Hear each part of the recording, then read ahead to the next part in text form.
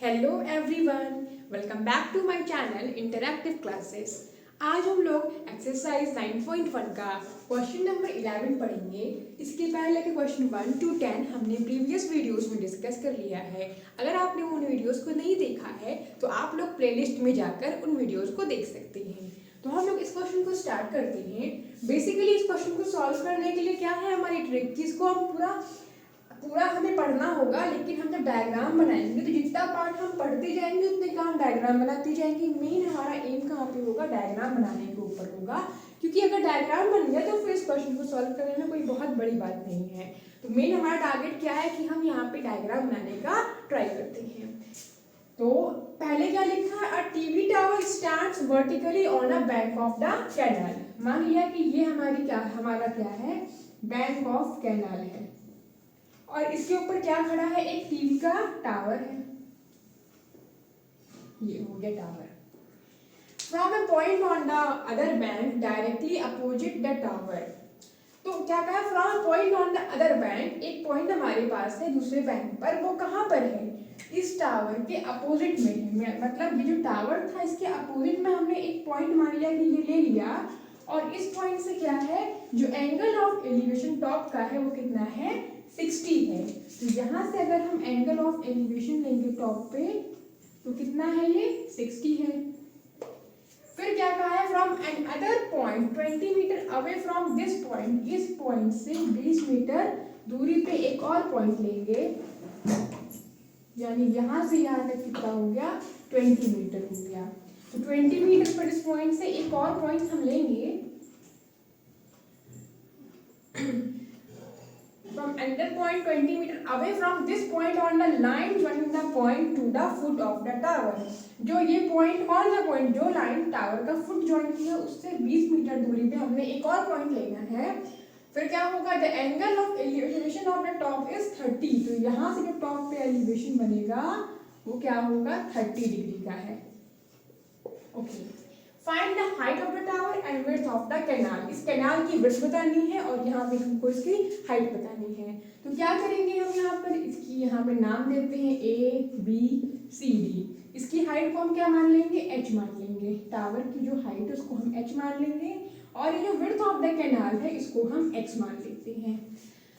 तो क्या लिखेंगे इसमें हम, आप लोग वीडियोस को पॉज करके आप यहाँ पे इसको अपने कॉपी में नोट डाउन कर लीजिए कि let AB be the height of tower h meter and C and D be the points from where angle of elevation is taken and CB is the width of the canal।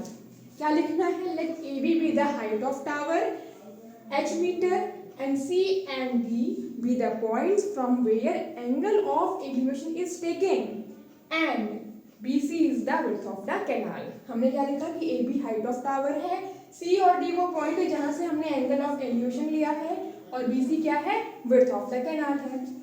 तो हमें दिख रहा है कि इस question को solve करने में हाइपोटेनस का कोई रोल नहीं है, सिर्फ परपेंडिकुलर और बेस का रोल है। यानी साइन कॉस तो हमको यूज करना ही नहीं है, क्या यूज करना है, सिर्फ और सिर्फ टैन यूज करना है। तो क्या है, इन ट्राइंगल, हमको जो ट्राइंगल दिख रहा है ABC और ABD दिख रहा है। तो एक बार लेंगे ABC, तो क्या लगाएंगे हम, tan ABC में यहाँ पे tan 60 है और ये 90 है। tan 60 की वैल्यू क्या होगी, परपेंडिकुलर अपॉन बेस। इसके लिए परपेंडिकुलर कौन होगा, ये लाइन होगी यानी कि AB। बेस कौन होगा, ये लाइन यानी कि BC। tan 60 कितना हो गया, √3 is equals to AB upon BC। तो AB कितना था हमारे पास, h मीटर। तो यहाँ पे हम h और x पुट कर देते हैं। AB क्या है h, BC क्या है x। तो यहाँ से h क्या हो जाएगा, x√3 आ जाएगा। इसको हम क्या मान लेते हैं, क्वेश्चन नंबर फर्स्ट मान लेते हैं। x यहाँ पहुँच गया, इस तरह से ये x√3 हो गया। दोबारा से ABD पूरा बड़ा ट्राइंगल लेंगे, इन ट्राइंगल ABD। तो यहाँ पर क्या होगा, tan 30 लगाएंगे हम। So tan 30 is equals to, perpendicular तो वही रहेगा, कौन, h रहेगा AB। बेस अब क्या होगा, BD पूरा हो जाएगा। tan 30 की वैल्यू 1/√3, AB की वैल्यू h और BD क्या होगा, x + 20। यहाँ से लेकर यहाँ तक x, यहाँ से लेकर यहाँ तक 20, तो पूरा कितना हो गया, x + 20 हो गया। अब h की वैल्यू क्या है, x√3 है, तो वो हम यहाँ पर पुट कर देंगे। जहाँ पे h था वहाँ पे क्या लिखा, x√3 अपॉन x + 20। ये कहाँ से लिखा है हमने, यूजिंग फर्स्ट। अब क्या होगा, x + 20 क्रॉस मल्टीप्लाई हो जाएगा, यहाँ पे आ जाएगा, और ये 1/√3 है। जब √3 यहाँ पे जाएगा तो यहाँ मल्टीप्लाई हो जाएगा, और ये क्या हो जाएगा, यहाँ से x + 20 इज इक्वल्स टू √3 क्या हो जाएगा, 3x। x वहाँ जाएगा तो क्या हो जाएगा, माइनस हो जाएगा, 2x बराबर 20 हो जाएगा, यानी कि x बराबर कितना आ जाएगा, 10 मीटर आ जाएगा। अब अगर x क्या आ गया, 10 मीटर आ गया, तो यहाँ से h क्या है, क्योंकि h क्या है, x√3 है, इसलिए अब हम क्या देंगे, h is equals to, hence h is equals to x√3 is equals to x की वैल्यू यहाँ पुट कर देंगे 10√3 मीटर। तो ये दोनों हमारी क्या हो गई, वैल्यूज हो गई। ये एक h आया हमारा, और ये हमारा क्या आ गया, x आ गया।